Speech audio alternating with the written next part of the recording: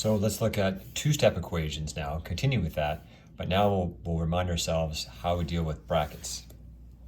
So remember, when we have brackets, we use the distributive property to essentially eliminate the brackets. We don't like brackets because they freeze everything together. So the distributive property is this: if we have a number out front and we have these brackets here, well, we can get rid of the brackets just by distributing essentially that multiplication. So a times b becomes ab, and a times c becomes ac. Quick reminder with numbers: suppose we had 5 bracket 2 plus 1. Well, we could execute this. We know 2 plus 1 is 3. So that becomes 5 times 3, which is 15. Or if we had 5, 2 plus 1, we can use the distributive property. 5 times 2 is 10. 5 times 1 is 5. It gives us the same thing. It gives us 15. So the distributive property, basically we use it when we can't actually add these things together, when they're not like terms. When they are like terms, 2 plus 1, yeah, we just use bedmass and crank our way through. But when the two things in the bracket are not like terms, for example, B and C are not like terms, we don't want to get stuck on bedmass. Remember the B in bedmass, we want to be able to kind of get past that. So the distributive property is allowing us to sort of skip over the B and continue with our operations. So here we have 2 bracket x plus 3 equals 10, and solve for x. X is in this bracket, it's sort of stuck in this bracket, and we can't get to it. So we use the distributive property, and we know we can go 2 times x and 2 times 3.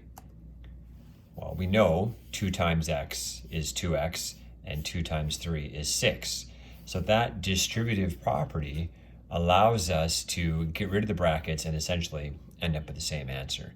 The good news now is that here we are at this step. This is this favored form that we have. We're back into this world of a two-step equation. And from here we can solve it. We know we subtract 6 from both sides, and then we divide by 2 on both sides. And that gives us our answer of 2. So we know we're right. We can check to see if we're right. I can take x equals 2 and plug it in for x here and see what I get. Okay, so I have this first 2 bracket. I'm going to replace that x with my answer, 2. So 2 plus 3. 2 plus 3. That has to equal the right-hand side, 10. Well, 2 plus 3, I can work it out. Sorry, 2 plus 3 is 5. 2 bracket 5. Does that equal 10? Does 10 equal 10? No, yes it does, which works.